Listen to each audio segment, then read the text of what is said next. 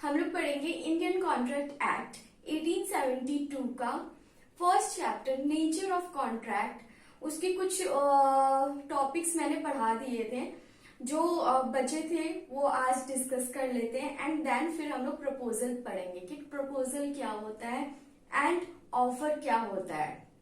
Okay तो चलो, on the basis of performance of the contract, on the basis of performance of contract, executed contract मैंने बता दिया था, एग्जीक्यूटरी कॉन्ट्रैक्ट भी मैंने बता दिया था कि वो क्या होते हैं।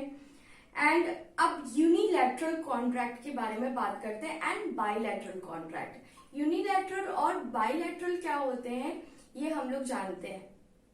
देखो, जो मैं इंपॉर्टेंट आपको अंडरलाइन करा रही हूँ, प्लीज आप उसको किसी अपने हाइलाइटर से या फिर रेड पेन से या फिर किसी पेंसिल से प्लीज आप उसको हाईलाइट कर दो वर्ड्स को। और please please please guys, exam जब भी आप देने जाओ तो ये जो की वर्ड्स मैं हाईलाइट करा रही हूँ, प्लीज इसको लिखना बहुत ही इंपॉर्टेंट है। इससे बहुत ही अच्छे मार्क्स मिलेंगे एंड आपका प्रेजेंटेशन भी काफी अच्छा रहेगा एग्जाम में और काफी अच्छा स्कोर भी करोगे आप। तो देखो, unilateral contract, unilateral contract is one sided contract.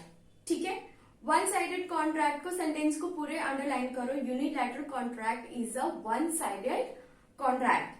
फिर in which one party has performed his duty and obligations and the other party's obligation is outstanding।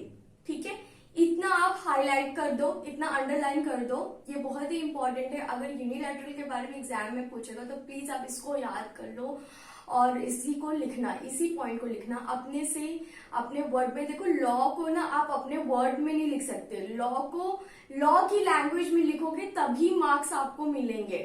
ठीक है, उसके कुछ कीवर्ड्स जरूर इंपॉर्टेंट है कि आप एग्जाम में लिख के आओ, अदरवाइज आपको एग्जामिनर मार्क्स नहीं देगा इतना जितना आप स्कोर कर सकते हो। अच्छा, उतना स्कोर नहीं करोगे। अगर फॉर एग्जाम्पल ये 2 मार्क्स का क्वेश्चन है तो हाफ मार्क्स अगर आप अपने लैंग्वेज में लिखते हो तो 1 मार्क्स और हाफ मार्क्स ही मिलेंगे, आपको 1 मार्क्स काट लेगा। अगर आप इस कीवर्ड को लिखते हो जो कि लॉ की लैंग्वेज में आप लिखते हो तो वो आपको 2 आउट ऑफ 2 भी दे सकता है या फिर 1.5 दे सकता है।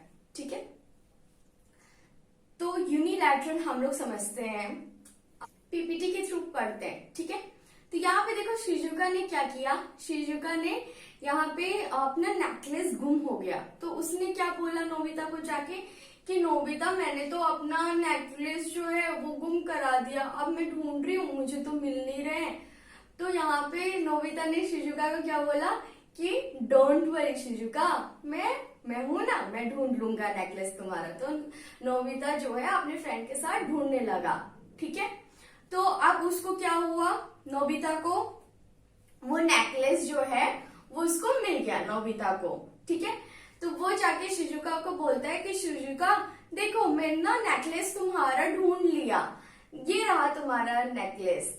तो शिजुका ने बोला, थैंक यू नोबिता, मैं तुम्हें ना 5000 का रिवॉर्ड दूंगी, आपने मेरा नेकलेस ढूंढ लिया। तो अब देखो यहाँ पे हुआ क्या, पहले शिजुका ने बोला मैं नेकलेस गुम हो गई। ठीक है, तो वहां पे नोबिता ने प्रॉमिस किया शिजुका को कि मैं ढूंढ के लाऊंगा तुम्हारा नेकलेस। यहाँ पे शिजुका ने कोई भी प्रॉमिस नहीं किया। ठीक है, यहाँ पे शिजुका ने कोई भी प्रॉमिस नहीं किया। Are you getting my point? तो यहाँ पे सिर्फ एक साइड से प्रॉमिस था, दूसरे साइड से कोई भी प्रॉमिसेस नहीं थे। ठीक है, तो ये हो गए यूनिलैटरल कॉन्ट्रैक्ट। तो वहां पे शिजुका ने क्या किया, वो खुश हो गए कि वाह, मेरा नेकलेस इतना महंगा नोबिता ने ढूंढ लिया। तो वो खुश होके नोबिता को 5000 रुपीज दिए। शिजुका ने कोई प्रॉमिस नहीं किया था, लेकिन फिर भी उसने, वो खुश होके उसकी मर्जी से वो उसको रिवॉर्ड दे रही है। तो ये होता है यूनिलैटरल कॉन्ट्रैक्ट। अब देखो, बाइलैटरल कॉन्ट्रैक्ट के बारे में पढ़ते हैं। पहले underline the word, underline the word obligations or promise is outstanding on the part of both the parties। ठीक है, आप इसको प्लीज अंडरलाइन करो, obligations or promise is outstanding on the part of both the parties। ठीक है, hope आपको इतना समझ में आया। अब देखो क्या हुआ, बायलैटरल पीपीटी के थ्रू समझते हैं, ठीक है। अब देखो यहाँ पे क्या हुआ कि नोबिता, शिजुका ने बोला कि नोबिता को कि मैं अपना नेकलेस भूल गई, ठीक है। तो उसने क्या किया, पहले में तो उसने जाके खुद ही ढूंढ लिया और शिजुका ने कोई भी प्रॉमिस नहीं किया, ठीक है। और यहाँ पे क्या हुआ, शिजुका ने भूल गई थी, लेकिन नोबिता ने अनाउंसमेंट कर दी, ठीक है, अपने फ्रेंड लोग को कि जो भी शिजुका के नेकलेस ढूंढ के लाएगा मैं उसको 5,000 रुपए दूंगा, ठीक है। तो सब कोई चला गया ढूंढने के लिए, देख रहे हो सब एकदम ढूंढ रहे, सबको मार रहे पीट रहे हैं कि नेकलेस कहाँ है, नेकलेस कहाँ है। तो अब क्या हुआ, डोरेमोन को नेकलेस मिल जाता है। तो अब डोरेमोन को जब नेकलेस मिल जाता है तो अब क्या, अब तो यहाँ पे क्या हुआ था, बोला कि यहाँ पे उन लोग बोले कि मैं ढूंढ के लाऊंगा। तो वहां पे यहाँ पे आपको नोबिता के जितने भी फ्रेंड्स थे वहां पे उन्होंने प्रॉमिस किया, किसको, नोबिता को, ठीक है। और नोबिता ने भी क्या प्रॉमिस किया कि जो भी ढूंढ के लाएगा मैं उसको रिवॉर्ड दूंगा। तो यहाँ दोनों ही पार्टी आउटस्टैंडिंग पे है, ठीक है। अभी बाकी है उनका परफॉर्म करना, एक बस इसमें ऑफर दिया गया है, एक दूसरे को ऑफर दिया गया है, ठीक है। तो वहां पे जो ऑफर नोबिता ने दिया उसके फ्रेंड ने एक्सेप्टेंस दी, एंड उसको जब फुलफिल कर देगा तो वो एक्सेप्टेंस कंप्लीट हो जाएगी एंड देन कॉन्ट्रैक्ट बन जाएगा। अब यहाँ पे देखो क्या हुआ कि डोरेमोन को वो नेकलेस मिल गई और नोबिता ने मतलब जैसे प्रॉमिस किया था कि जो भी ढूंढ के लाएगा मैं उसको 5,000 का रिवॉर्ड दूंगा। तो यहाँ पे डोरेमोन जो है वो क्या हो जाएगा, वहां पे उसको 5,000 मिलने का राइट मिल जाएगा और नोबिता को डोरेमोन से नेकलेस मिलने का राइट हो जाएगा।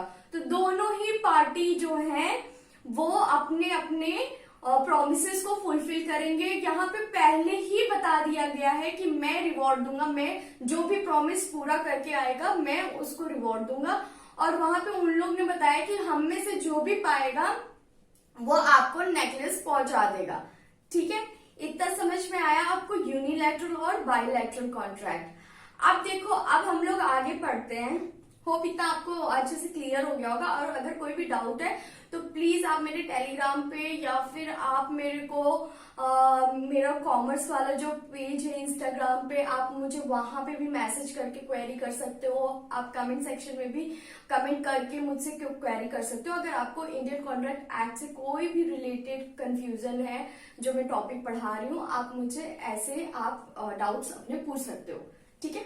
तो अब चलते हैं हम लोग सबसे इंपॉर्टेंट, सबसे ज्यादा important, mark as very very very very very important topic, that is proposal and offer. ये क्वेश्चन पूछते हैं, इसके केस स्टडीज ऑलवेज एग्जाम्स में आते हैं।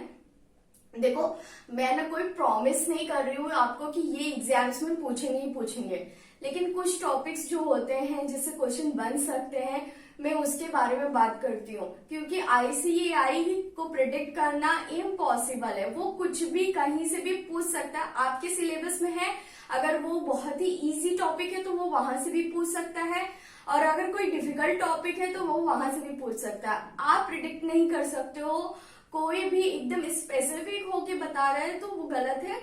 प्लीज आप सारा चीज पढ़ो, बट इसको बहुत अच्छे से प्रिपेयर कर लो, बस इतना मैं बोल रही हूँ। तो इसको आप बहुत इंपॉर्टेंट लगा दो, ठीक है। और इसके बारे में हम लोग पढ़ते हैं, प्रपोजल क्या होता है एंड ऑफर क्या होता है। देखो, एक पीपीटी के थ्रू समझते हैं हम लोग, ओके। तो यहाँ पे देखो आलिया और रणवीर है, ठीक है। अब देखो, रणवीर जो है ना उसने ऑफर किया आलिया को। क्या ऑफर किया, आलिया तुम मुझसे शादी करोगी क्या, विल यू मैरी मी। तो यहाँ पे रणवीर जो है वो दीपिका को क्या दे रहा है, ऑफर दे रहा है कि तुम मुझसे शादी करोगी।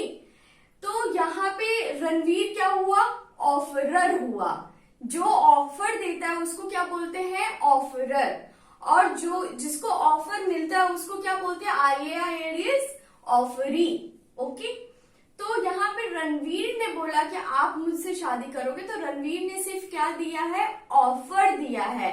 अगर आलिया एक्सेप्ट कर लेती है तो दोनों के बीच में कॉन्ट्रैक्ट हो जाता है, लेकिन अभी आलिया ने कुछ बोला नहीं है, ठीक है, उसने सिर्फ ऑफर दिया है और उसने सुना है, उसने रिस्पॉन्ड नहीं किया है।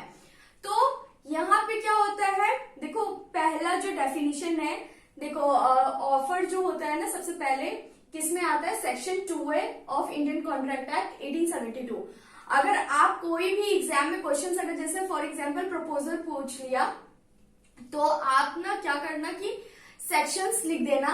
तो अगर आपको याद है तो मतलब बेस्ट है, ठीक है, एग्जामिनर एकदम मस्त खुश हो जाएगा। और अगर आपको सेक्शन नहीं याद है तो एज सकते हो, as per relevant section of Indian contract act 1872, ये अपनी कॉपी में आप लिख लो। अगर आपको याद नहीं होगा सेक्शन तो आप ये लिख सकते हो, as per relevant section of Indian contract act, ठीक है। फिर उसके बाद आप डेफिनेशन को वो लिख सकते हो, ठीक है। तो यहाँ पे देखो डेफिनेशन इंपॉर्टेंट है, मैंने पहले ही टिक लगा दिया है। तो अकॉर्डिंग टू सेक्शन 2A, देखो सेक्शन 2 इसको पढ़ते हैं सेक्शन 2 सबसेक्शन A, ठीक है। तो इसको ऐसे प्रोनाउंस करते हैं, according to section 2 subsection A of Indian contract act 1872, क्या बोल रहे हैं यहाँ पे, when one proposal signifies to another his willingness to do or to abstain from doing anything, ठीक है। पहले क्या बोल रहा है, willingness to do, ठीक है। पहले क्या, willingness to do को आप पॉजिटिव साइन लगा दो, ठीक है। willingness to do मतलब कि कुछ ऑफर दिया, जैसे रणवीर ने यहाँ पे क्या किया, ऑफर दिया, तो यहाँ पे वो पॉजिटिव सेंस में बोल रहा है, ठीक है। तो पॉजिटिव सेंस ये होता है विलिंगनेस टू डू, आप इसको पॉजिटिव अंडरलाइन करके विलिंगनेस टू डू इसको पॉजिटिव लगा दो, कुछ करने के लिए, पॉजिटिव करने के लिए, ठीक है। ऑफर कैसा होता है, कुछ पॉजिटिव करने के लिए, ठीक है। यहाँ पे जैसे कि रणवीर ने आलिया को बोला कि आप मुझसे शादी करोगे, तो ये पॉजिटिव वे में हुआ, ठीक। और फिर उसके बाद देखो यहाँ पे क्या हुआ कि सलमान खान, ठीक है, इतना आपको समझ में आ गया कि ऑफर क्या था रणवीर वाले केस में। अब देखो यहाँ पे क्या हुआ, इसमें क्या हुआ, सलमान खान और कैटरीना के बीच में एक ऑफर हुआ, अग्रीमेंट हुई, ठीक है। अग्रीमेंट कैसी थी, सलमान खान ने ऑफर दिया कैटरीना को कि आप ना 5 लाख रुपए में मेरी कार खरीद लो, और कैटरीना ने क्या बोला कि ठीक है मैं आपकी 5 लाख में कार खरीद लूंगी। तो सलमान खान यहाँ पे अपनी कार दे रहा है एंड कैटरीना क्या कर रही है, बदले में कंसिडरेशन में क्या दे रही है, 5 लाख रुपए दे रही है। तो दोनों के बीच में एक वैलिड अग्रीमेंट होगी, ठीक है। अब देखो उन दोनों को क्या हुआ कि अब उन लोग परफॉर्म करने के लिए कॉन्ट्रैक्ट जा रहे थे, ठीक है। तो सलमान खान ने क्या किया, कैटरीना की गाड़ी को ठोक दिया। अब ठोक दिया तो अच्छा खासा डैमेज हो गया कैटरीना की गाड़ी को।